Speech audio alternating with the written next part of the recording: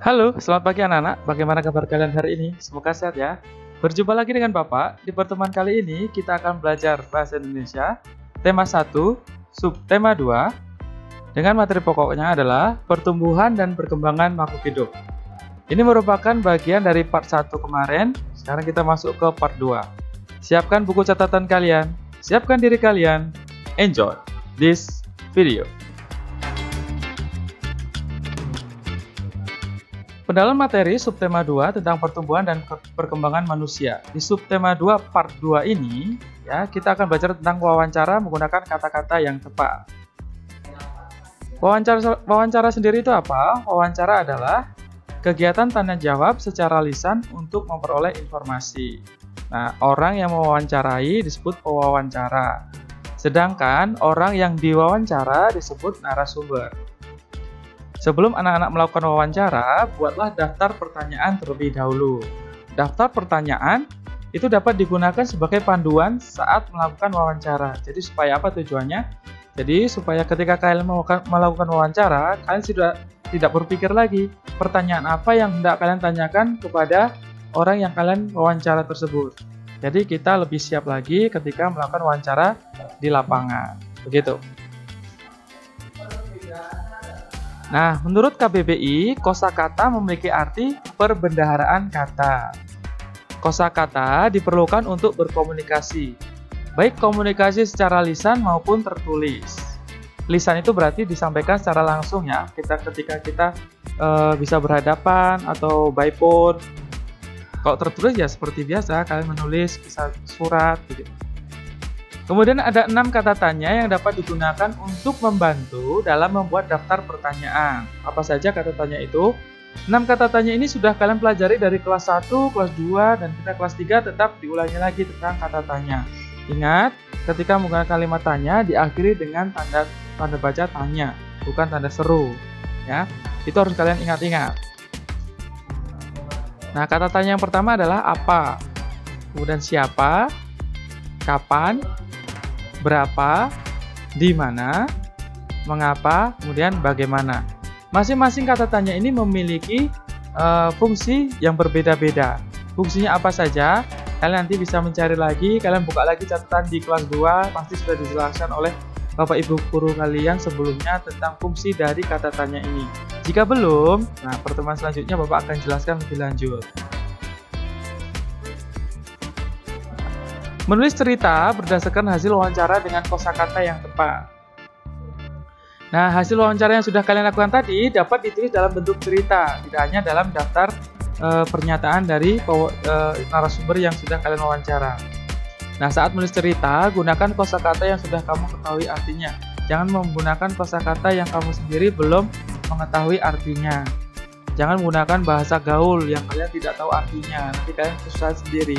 Ketika ditanya oleh orang yang membaca cerita kalian tidak mengetahui artinya, nah itu menjadi tanda tanya untuk orang yang membacanya. Sedangkan kalian sendiri tidak tahu artinya. Dan juga gunakan bahasa yang sederhana agar isi ceritamu mudah dipahami. Nah, kalian bercerita mengalir saja sesuai yang kalian pikirkan. Tidak usah dibuat-buat berlebihan. Karena apa? Kalau kalian menceritakan tidak tahu arah kemana ceritanya, itu sama saja. Kalian mengarang bebas namanya. Menulis informasi dari teks dengan kosakata yang tepat. Nah, setiap teks informasi memiliki informasi. Nah, setiap teks bacaan itu pasti memiliki informasi yang ingin disampaikan oleh penulisnya. Kamu sendiri dapat menuliskan kembali informasi dalam teks agar lebih mudah diingat. Jadi mencari kosakata yang susah. Saat menulis informasi, gunakan kosakata yang sudah kamu ketahui.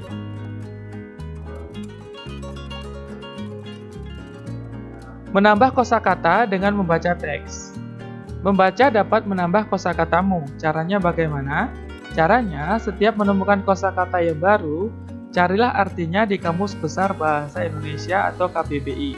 Di sekolah ada Pak? Ada. Di perpustakaan tersedia. Tapi karena pandemi seperti ini, jadi kita belum bisa belajar secara langsung, praktek secara langsung bagaimana cara menggunakan Kamus Besar Bahasa Indonesia tersebut. Nanti ketika kalian sudah kembali ke sekolah, kita akan belajar bersama-sama mencari kosakata melalui Kamus Besar Bahasa Indonesia. Setelah kamu mengetahui artinya, cobalah membuat kalimat menggunakan kosakata tersebut. Misalkan kalian disuruh mencari kosakata atau arti kata dari menabung atau hemat. Nah, kalian cari artinya. Setelah itu gunakan dari kata itu menjadi sebuah kalimat. Nah, itu untuk menambah kosakatamu dan perbendaharaan kata. Nah, untuk tugasnya kalian lihat muatan bahasa Indonesia KD 4 dan juga 4.4 indikatornya. Diharapkan kalian mampu menyajikan hasil wawancara tentang pertumbuhan diri sendiri dari bayi hingga sekarang. Nah, yang pertama, lakukan wawancara kepada orang tuamu. Tanyakan hal-hal berikut ini. Nah, yang A, dulu kamu lahir normal atau sesar? Lalu berapakah tinggi dan berat badanmu saat lahir? Pertanyaan kedua, kapan pertama kali kamu makan? Makanan apa yang kamu makan? Kemudian yang C, kapan kamu bisa mulai berbicara? Pada usia berapa kalian mulai berbicara?